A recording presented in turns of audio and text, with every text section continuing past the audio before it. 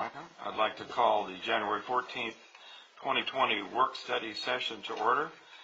Deputy City Clerk, may I have roll call, please? Mayor Brown? Here. Mayor Pro Tem Krupa? Here. Councilmember Meyer? Here. Councilmember Percival? Here. Councilmember Wright? Here. Thank you. Okay. At this time, members of the public may comment only on an item appearing on the agenda. Please adhere to the following when addressing the council. Comments will be limited to 3 minutes or less, and comments should be directed to the council as a whole and not directed to individual council members. Are there any members of the public that have asked to speak on an agenda item? No, Mayor, there are no requests to speak. Okay. With that, we will move to item 3A.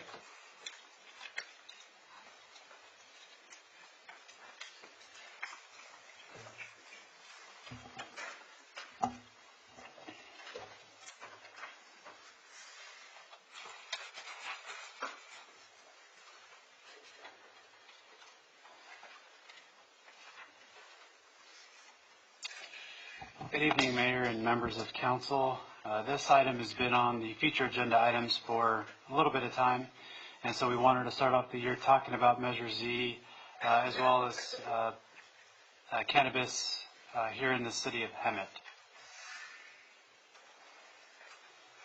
So I first want to thank a couple members of the team. I want to thank HP and Nelson that prepared the staff report before you that's included in the backup. I also want to thank HDL. With their permission, we've incorporated the slides that are before you today. And so you'll recall that back in August, we coordinated one-on-one meetings to go over about 50 slides or so. We've condensed the slides into about 28 slides that have the meat and the substance of cannabis and Measure Z and how it impacts our community. So with that being said, the agenda for this presentation includes an update on federal and state laws, philosophy of stakeholders including the council, the city staff, public safety, the community, and the cannabis industry. We're going to talk about the core values in the implementation process. And finally, we're going to talk about what a regulatory ordinance might contain if the council wishes to go down that route. So as you'll recall, the Prop 64 election results statewide passed with 56% of the vote, 44% of the voters opposed it. In Riverside County, 53% of the voters supported it, 47% opposed. And in the city of Hemet, 50.4% of the voters supported and 49.6% opposed. So you can see those margins are pretty slim when it comes to the city of Hemet. So when we talk about what's legal at the federal level, this is an overview of the U.S. Attorney General Federal Enforcement Policy. You'll see that in January 4th, 2018, the Attorney General rescinds the 2013 Cole Memo. This was essentially the regulatory framework by which the feds would come into a state and address any sort of marijuana enforcement action that was needed at the federal level. In 2014, the FinCEN guidelines were adopted. Each state attorney general will be free to decide how aggressively they wish to enforce federal marijuana laws. So there's a transition to have the state attorney general oversee that versus the feds having a more proactive role in that. The Rohrabacher-Blumenauer Amendment was solidified in January 19, 2018. Differentiation between criminal action versus civil action. And then finally, some changes in medicinal versus adult use. When it comes to California cannabis laws, you'll note that in 2015-2016, medical cannabis was being regulated at the state level, including Regulation Safety Act and Prop 64, which passed in 2016. In 2016-2017, you've got the Trailer Bill SB 94, medical and adult use of cannabis, and AB 133, which was a cleanup bill to fix the regulatory issues that were developed as a result of some of the previous legislation. And then in 2018-2019, state regulations finalized in January of 2019, and a couple other legislative items that are noted there before. I should note too that the industrial hemp item, which the council did weigh in on in 2019, did cause some reactions at the local level. So when we talk about policy and what it means for the city council, there's a couple different sides that are influencing what goes on here. On the consumer demand side, personal cultivation, obviously Prop 64 allowed individuals to have 6 marijuana plants in their possession to grow, which the city can make some reasonable regulatory requirements on that. Out-of-town deliveries are something that occurs in a municipality, which cities may not have control over.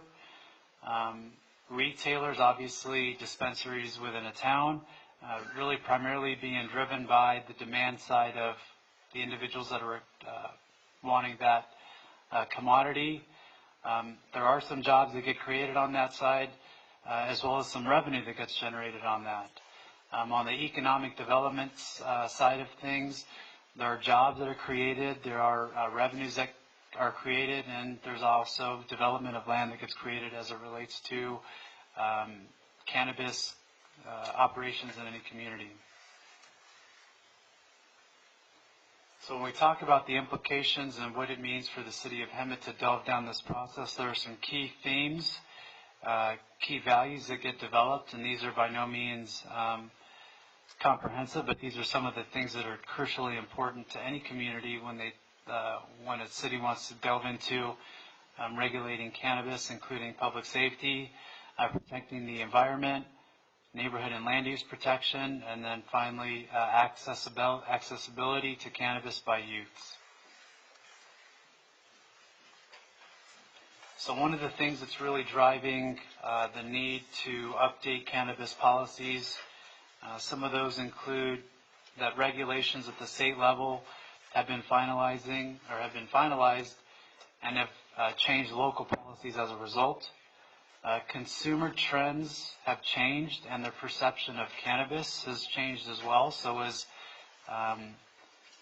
more people have become familiar with cannabis and how it's become, I'll say, mainstream, there have been some changes in how people are perceiving cannabis. Businesses and investors are looking at places to locate, and then finally, it's now legal. So the council can choose to establish regulations by way of a regulatory framework or maintain the ban.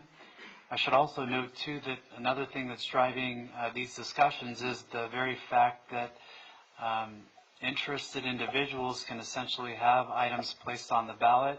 And so what we saw in 2018 was that exact thing. And so because of that, cities are having to have conversations about public safety, what it means to their community, because oftentimes a lot of cities are seeing that initiatives are ending up on the ballot, and oftentimes they don't like the framework or what's being put before the voters. So a lot of cities are having this conversation because they would rather be involved in the policy making than have the voters be presented with something that the council may not primarily like, because it may not protect the public health, may not have the restrictions that the council may want to put forward. What we have here is listed the different types of business categories: cultivators, manufacturers, distributors, dispensary. In addition to that, testing labs are included there as well. So the concept that it's just sales or it's just a dispensary storefront isn't entirely accurate. There are other components of cannabis that the council could choose if it wanted to delve down and explore in their regulatory framework.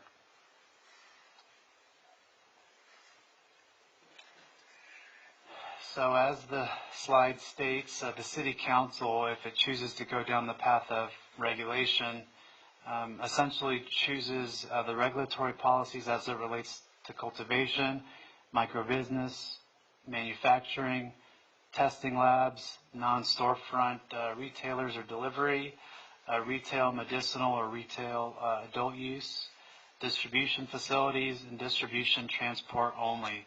So I should note that if the council chooses to delve down this pathway, it doesn't necessarily need to allow all of those items to occur in the community. It could essentially pick and choose what items that they would like to delve down the path on, but it by no means requires that the council agrees or opens the door on everything and anything. It's basically up to the council to decide which items they would like to delve down.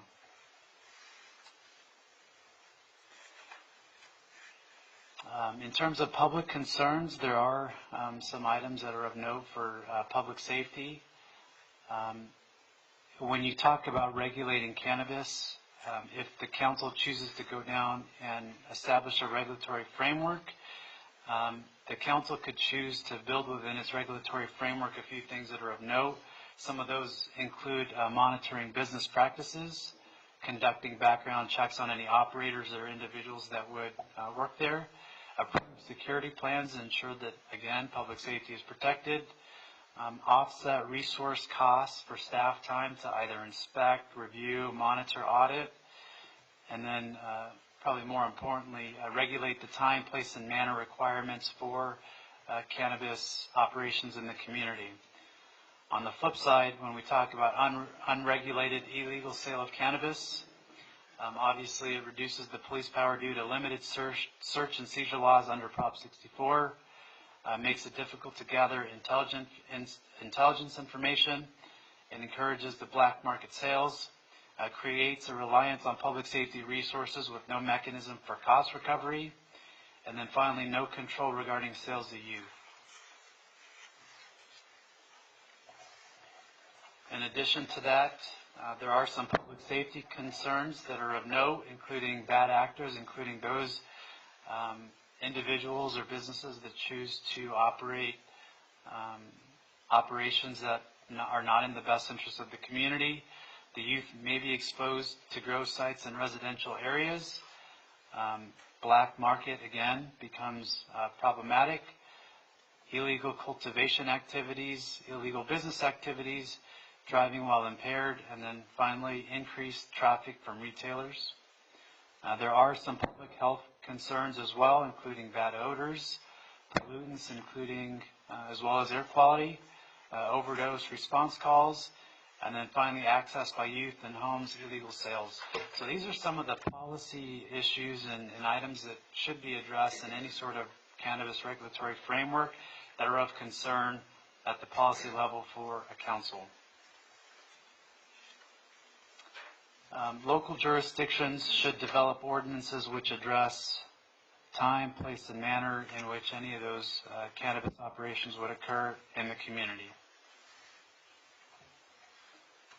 So when we talk about a regulatory system, the regulatory system can give the local agency authority and control over licensing. It can require applicants to comply with robust requirements that are obviously provided by the council. Enhance accountability for security and product safety, reduce intervention from the federal government by complying with the Cole Memo and other state laws. In addition to that, the regulatory ordinance could also include the limited number of business licenses. So the council could essentially put a limit on the number of licenses that would be issued by the city. It would provide access control requirements, provide for police access, provide for police background checks, require appropriate record keeping and retention requirements, require investigation and inspection protocols, require good neighbor policy mitigation, and finally suspension, fines, and permit revocation based on whatever the council chooses to put in a regulatory framework. There are other items that a council could consider, including land use buffer options. You'll notice that each one of those circles represents a certain radius from a certain location. So if you wanted to, for instance, not have a cannabis close to a certain type of facility in the community, the city council could explore those types of buffers to make sure that any sensitive uses that isn't required, or there aren't minimums that are required by the state, the city could impose their own buffer requirements in its own regulatory framework. If the council chose to delve down the path of developing a regulatory framework, this is an example of some of the things that might be included in that process. Step one might include educating the city council and the community.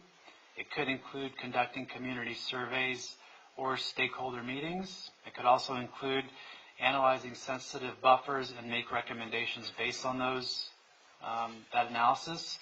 It could evaluate the impacts of surrounding jurisdictions on the city of Hemet, as well as some of the other neighbors that we're adjacent to.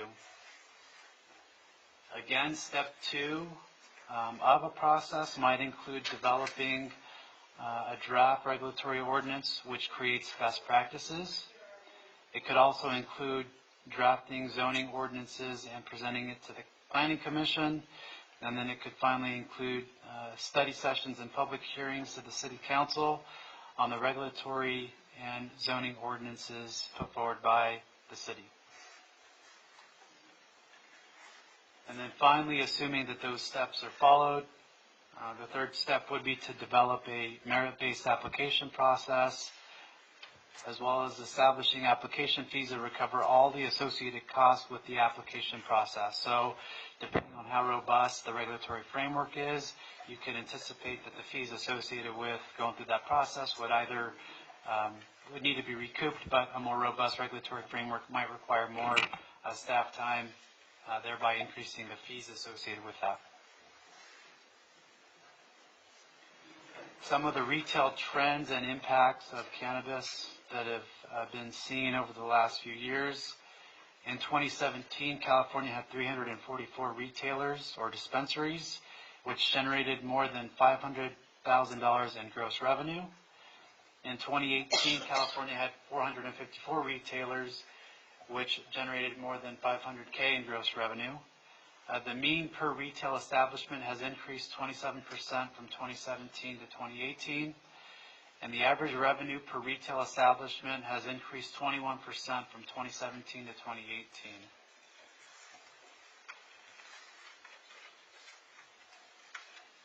So when we talk about revenue generating strategies, the two main items that come to mind are the standard fees that recover the city costs as it relates to the regulatory framework. Again, the fees would just be utilized to offset the costs of providing the service, whether that's inspection or any of the other processes that a cannabis operator would have to go through on the city side.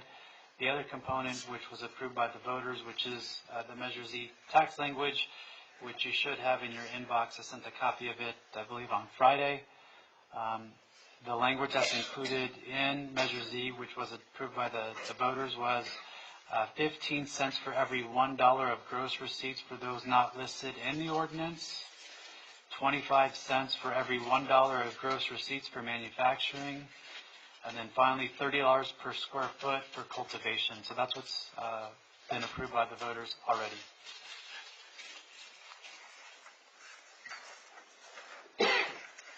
So this slide is a summary as of July 25th, 2019, and I didn't update the slide because I didn't have access to this data, but this is why it's dated, because this is when we talked about it back in August.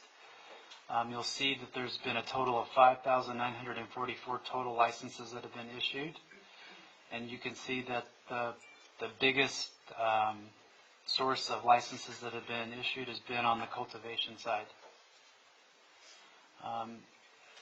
The table on the right summarizes some interesting concepts with respect to consumption and production. You'll note that the CDFA estimate for statewide cannabis production was 13.5 million pounds. The total statewide cannabis consumption is 2.5 million pounds. So you can see California is producing, based on estimates, a lot of cannabis, and the consumption is less than that. The California Cannabis Opportunity Report estimates consumption at 1.6 million pounds. The current number of cultivation licenses statewide is 2,487, which is shown in the table to the left.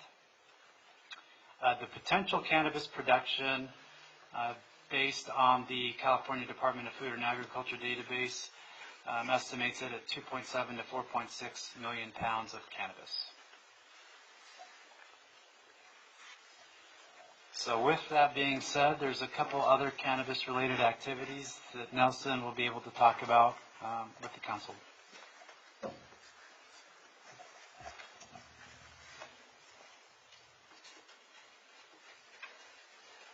Thank you, Chris. Chris has done an outstanding job of outlining the policy and regulatory issues as identified by HDL. This is really very thorough in identifying these things. What the city manager asked staff to do was to sort of survey some of the surrounding jurisdictions of what they're doing. So as you can see from this table, we've touched on the various activities that were outlined in the HDL report. Basically, Menifee, Murrieta, and Temecula have taken a stance similar to what Hemet has done, where they basically prohibit all cannabis-related activities. Other surrounding cities have taken a variety of approaches, and what we did was just identify those that are allowing activities with a regulatory permit of some kind. But these are all over the board. San Jacinto and Paris are fairly aggressive in allowing a wide range of cannabis-related activities and actually encouraging and pursuing those activities. Some cities, most particularly Cathedral City and Adelanto, have been very aggressive in pursuing cultivation and manufacture. And as Chris showed in one of the earlier slides, the state and local jurisdictions have been fairly good about capturing that activity, getting permits and licenses, and Cathedral City, for example, has generated significant amounts of revenue from primarily cultivation and manufacturing and testing facilities. As you can see from this table, although Palm Springs, Paris, and San Jacinto allow outdoor regulation, cultivation, many of the cities that allow cannabis activities still prohibit outdoor cultivation. You know, there's some fairly obvious concerns about having outdoor cultivation of cannabis. So a number of the cities that do allow some degree of cannabis activity do prohibit outdoor cultivation. And those include banning Jurupa Valley, Menifee, Moreno Valley, Murrieta, Riverside County, and Temecula. But as you can see in the other categories, indoor cultivation, most all of the cities that do allow cannabis do allow that, allow manufacture, allow testing. Micro businesses, a little more mixed. Distribution facilities, again, primarily allowed, and then dispensaries. Now, as you can see in the table, we've kind of identified Jurupa Valley allows one dispensary for each 15,000 of population. Moreno Valley allows a total of 23 dispensaries. Riverside County allows a total of 19 dispensaries. So again, kind of a range of what other cities are doing there. Some pretty much allow dispensaries without limits. Some are placing limits on those, not only in terms of the numbers, but in terms of where they may be located. So different sorts of approaches that are represented here. As I say, the cities that have realized significant revenues from cannabis, however you may judge that, are the ones that have primarily been engaged in cultivation, primarily indoor, and manufacture and testing.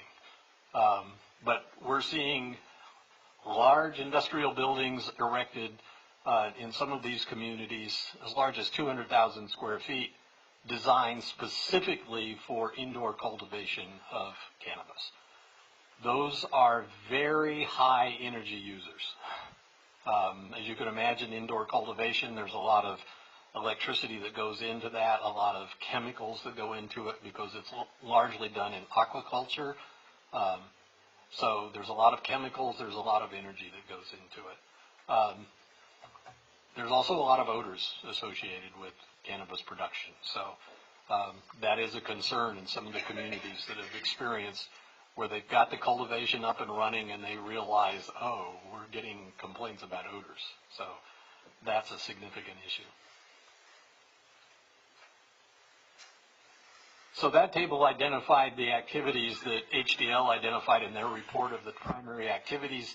However, there are a number of other cannabis-related activities that we would need to consider if you wanted to go down the path of regulatory action. So personal use, Proposition 64 permits restricted personal use in private cultivation subject to local laws and public health and safety. All cities in this review met the provisions of state law with minor regulatory differences. So everybody's addressed that to some extent. Medical marijuana, as Chris outlined in his presentation, the state enacted provisions to allow for medical use of medical marijuana. If you've been following the news, you know that there tends to be some doctors that write a lot of prescriptions for medical marijuana. So, it tends to come in clusters, I guess is what you would say. Delivery services, you do have the issue of even if the city prohibits all dispensaries, you have delivery services from distributors that are outside the city that may be of an issue. Marijuana cafes or lounges, you've probably all seen the hookah lounges. So having marijuana cafes or lounges is something that has become an issue in some cities. Only 2 of the reviewed cities directly identified or addressed this, and that was Palm Springs, which allows them with a conditional use permit, and Murrieta, which prohibits them. So again, these are sort of related activities. The other item that the city manager touched on was industrial hemp. The city council did take action to enact emergency ordinance prohibiting industrial hemp. That will expire in 1 year. So from August 13th of 2019, the city council may extend that prohibition for an additional year, but at the end of that period, you would have to enact permanent regulations to address industrial hemp, whether you prohibited it or whether you allowed it within a regulatory framework. The other item that was touched on in the HDL report, and we didn't identify here, but you may be aware that the state has enacted laws that require cities to allow street vendors. We haven't seen street vendors selling cannabis at this time, but in those cities that do allow sale of cannabis, that may be an issue that comes up in the future, because basically we cannot really regulate street vendors. All we can do is issue them permits and track that they're complying with the requirements of the permit, which state law very clearly outlines what we can require, and that's fairly minimal. Basically, we can require them to be at a fixed location, have certain hours, and that the people that they're employing are subject to being identified on the permits.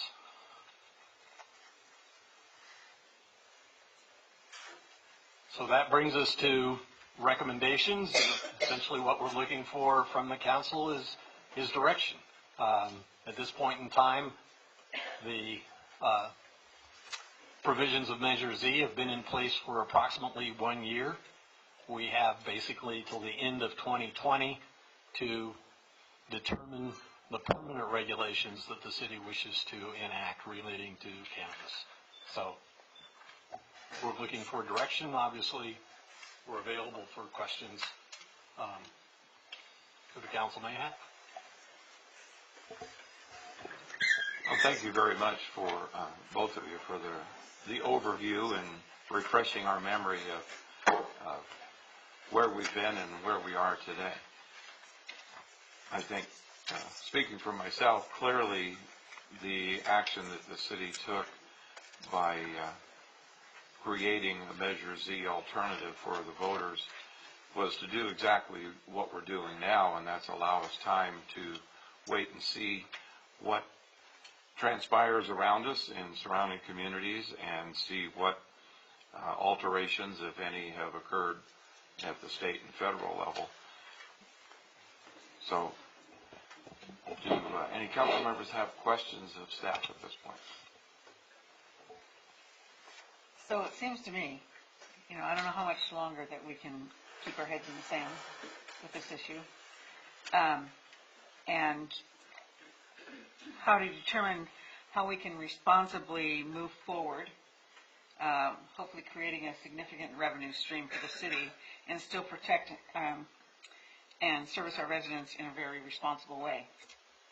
So because there's so many options, I think what we need to do is decide which one of those options with regards to dealing with cannabis, whether it be manufacture, whatever the case may be, we decide which ones that we are willing to consider at this time, if any. But I think we need to start somewhere and see what the pleasure of the council is as to which one we're willing to explore and figure out which would be in the best interest of the community. So that's what I said. Michael? I have a question for staff, but not you, sir, but for the police department. Do you guys have any stats on which of these categories becomes the biggest burden on resources with crime-related calls for service, or because I think that might help councils decide on which avenue, because I don't want to make this become a burden on our resources if we can kind of do it to make it so it's not a burden. Good evening, council. Well, I had the opportunity to go to a couple of cannabis symposiums, so HDL always takes the lead on this. And a lot of cities up north really were initially hit hard with not having a robust regulation, so that's the big issue is making sure that we have a robust regulation so we could enforce it. Many issues that we are seeing right now from other cities is a lot of robberies with either the grows or just dispensaries. So I don't have any stats that I could provide you at this time. I wasn't prepared, but I can obviously get you those stats. And I wasn't expecting stats tonight, but if you can get some over the next several weeks or so. And I'd like to just, we didn't get a chance to state the recommendation. One of the things that we didn't want to do was get ahead of ourselves on the staff side. So what we're looking for in terms of direction from the council is, one, direct the staff to draft a resolution that affirms ordinance number 1925 and continues to prohibit all commercial cannabis business operations in the city subject to the taxation requirements of ordinance number 1951, or direct staff to hire on a consulting basis in an amount not to exceed $50,000 a specialist in the area of cannabis policy with extensive knowledge in implementing and managing effective cannabis regulation to assist the city in developing a cannabis regulatory framework. So the questions that you asked Acting Chief Poust is exactly the types of things that the consultant would be working with the rest of the staff in presenting to the council and really educating in terms of what are those issues, what are the things that the council should be concerned about. So we didn't want to get too ahead of ourselves, so that's why we just provided simply this educational presentation. And now, based on the presentation, we're seeking the direction on either one or two or any other combination that you might think of so that we can delve down the path if the council chooses to and dealing with some of the questions that you asked with in the future. But I would like to thank you, Chief, for you've already got some knowledge on what is going to be burdensome as far as our resources. Yes, So thank you on that. I appreciate it. Arlen? I don't need to talk, but I think it's time we have some regulations. I like that. Yes, I will agree with Carly. And guaranteed, if we do number one, to reaffirm, there will be something on the next, the 2020 election, the ballot, that takes all control out of our hands, just like the last one that was attempted. So I think we need to get our act together and come up with a robust, I like that term, set of regulations that will create a revenue stream for our city, but also will protect us and the citizens from misuse going forward. Did you need a motion? Yes. Okay, I do have before we get to that, I do have a question probably for the city attorney on this. If the city chooses to initiate a process to establish a regulatory ordinance, does that, or if it does, how does it impact the potential of another citizen initiative coming forward on the ballot? Well, it won't legally prohibit somebody from bringing an initiative or referendum at any time that seeks to modify, overturn your ordinance, or put something else in place. So you always have the ability to do that. It might have some deterring effect in the communities that have allowed but regulated cannabis businesses. We haven't seen any type of initiatives, at least in the half dozen or so that I've tracked over the last couple of years. I've seen initiatives where there's been a ban. Okay. Well, thank you. And City Clerk, do we have anyone that has presented a speaker slip on this? No, Mayor, I have not received any requests to speak. Okay, thank you. right, I move that we establish, for the safety of our citizens, we need to establish some robust regulations that would have consequences if not adhered to. That's got to be part of the policy, right? Okay. We have a motion basically to go forward with recommendation number 2. Yeah, that's what I wanted to have clear. Yeah, Okay. same here. Yeah, I'll second that. Okay. We have a motion by Carly and a second by Bonnie. Please vote.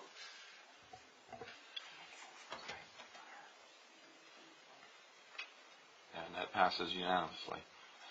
Thank you very much for that presentation and staff report. Thank you.